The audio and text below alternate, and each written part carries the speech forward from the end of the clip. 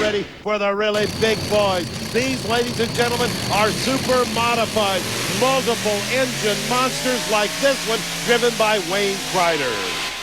Wayne just got off his first ever ATPA Jasper Engines win from Owensboro, Kentucky. And he's on his way to doing again, Ted, a full pull. Showed them how to do it with only 3 engines, a distinct disadvantage. Now, let's see how that affects our next puller, Bob Jostock and the Wild Child.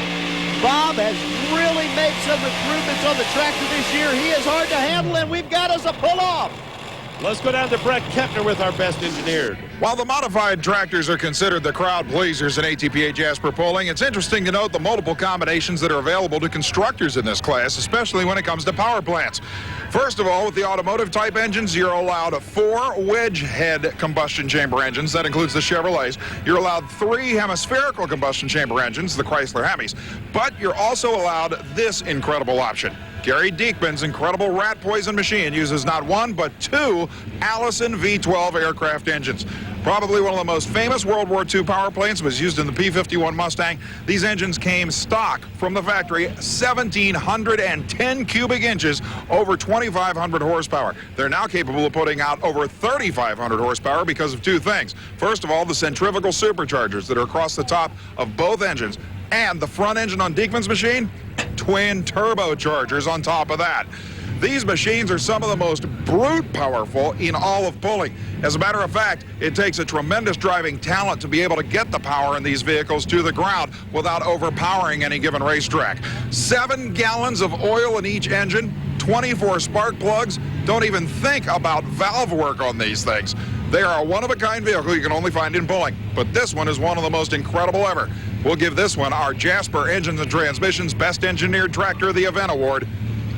Make it most engineered. You got that right, Brett Kepner. As a matter of fact, that thing could have also been the best appearing. It was beautiful. Now as we watch the triple trouble of Ed Stahl, remember, it takes a full pull.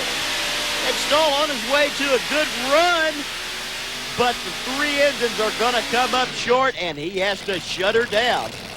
He's about 10 feet short of the mark. Here comes the aforementioned Allison-powered rat poison. Let's see how well it can do. Oh, look at that thing. What a monster. Listen to it for a second, Ted. This thing has got a one-of-a-kind sound. That's the sound of 7,000 horsepower. Let's take one more look with our Lucas Oil replay. You can see, oh, what a perfect pull. Wheels just barely up there in the air, all the way down across the finish line. Well, most people would just be impressed with that pull. I got to say that was an impressive one for you because I don't think it hurt a single thing. No, it felt real smooth. We've been working hard on this, getting these turbos to work out. And this last weekend and this week, we're coming around. Now Dave Archer will take a completely different look at this. He goes with supercharged Chevrolets. Count them, folks, 4 of them. Check out those air filters on top of the blowers. One-of-a-kind deal there. And no surprise, the Archer team goes out. And in a minute, we're going to see his daughter pull. Well, another full pull. That definitely means a pull-off. Here comes Dwayne Bergman out of Fort Recovery, Ohio, where they have some pretty big tractor pulls. Dwayne's on a run. Did he get it out? It's close, but no, 297.94. He has really worked on that tractor here recently. He's really got it tuned in good. Now it's time for Kathy Archer. Her father has made a full pull. Will she too enter the pull-off? The answer is yes, Ted. Father and daughter in the pull-off. What a job by Kathy Archer. Pulled it all the way out the back door.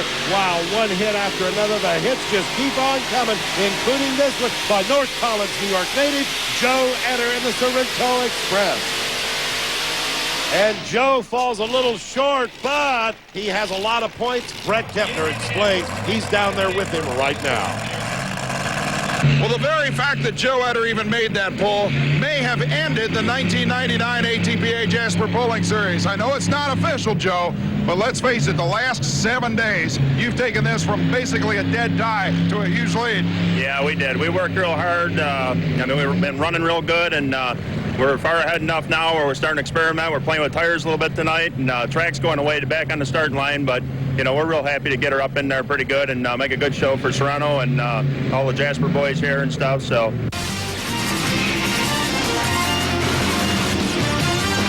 Now, when we come back, we have 5 of these super modified monsters in the pull-off. Stay tuned.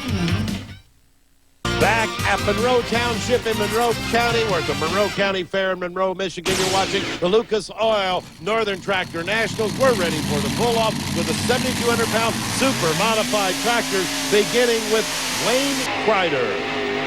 Wayne is laying down a good run. The front ends up. You can look right under the chassis and see the wheelie bars doing their job. That's going to be the mark to beat, but I just don't think it's going to hold. That's my gut feeling at this point, Ted. Well, Bob Jostock with the Wild Child will have something to say about that. That mark is 268.26 feet. Jostock will surpass that by 20 feet, and Brett Kepner has this week's tech tip. I think the vast majority of race fans out there know what this is. It's a cylinder head gasket. And most of you also know that racing applications demand a copper cylinder head gasket. The reason for that, of course, is that factory type head gaskets, the fiber kind, won't stand up to the incredible compression developed in a racing engine. The problem with the copper head gaskets, even though they're very soft and malleable and moldable, is the fact that they're not very good sealers. And for that matter, any little imperfection on the surface of this gasket will lead to eventual disaster if it's placed in the engine dry. You've got to use some kind of gasket sealer on a head gasket, or for that matter in just about any gasket application, to ensure that it's going to seal. That's why Valco has come up with the new Hylamar aerosol gasket sealer program. Now, this is pretty unusual in that rather than laying down, let's say, a strip of silicone on that cylinder head gasket before applying it, this will allow you to spray an even coat of gasket sealer all the way across the surface. And for that matter, it comes off real easy just as well, which allows you to get ready to do it again. Now, as far as the cylinder head gasket itself is concerned, yes, it's not perfect, but one way to ensure that it's going to do its job without burning up the cylinder head, the engine, or the piston, or for that matter, the gasket itself, is to make sure that there's a solid covering of gasket sealer over it. And right now, with this spray product, it's just about the only way to do it. All right, thank you very much, Brett Kepner. Now, here's what's important, folks. Bob Jostock has set the mark at 288.28 in this pull-off. Gary Dinkman and the Rat Poison will be after him trying to go past that mark. Oh, I see fire down there in those engines. You're not going to believe the measurement right here on Gary Dinkman. 288.25. So close. But now can 4 Chevrolets do it? Dave Archer's on a run. Dave having problems, Ted. Wow, those motors launch completely off the chassis, and then the front end collapses under all that strain. Gentlemen, if there was ever any indicator that this sport is as violent as any in motorsports, Dale Archer is here to tell you that you didn't know where you were. Yeah, it was a rough ride. I've had one like that once before. And what happens is when they back out just a little bit to correct it, and the thing started to drop, it threw my arm forward, and I dumped the fuel to it again, and it took off. And it's, you know, you don't want to do it, and but the momentum's got you going forward, and I couldn't back out of it. So it pretty well tore it up this time. I guess tore it up this time. Well, at any rate, he managed to pull in the pull-off 198 feet. This is his daughter, Kathy Archer now. Is she shaken by her dad's accident? Not indeed, Ted. She wins it. 294.46 feet. Congratulations to Kathy Archer. And here's our top 5 finishers. Brett is with our winner. Even your dad said after the incident, he said, I sure hope it doesn't mess her up. Yeah, I think he was a little worried about that, but you know, I just had to keep my mind focused and thank goodness for everyone and all their support.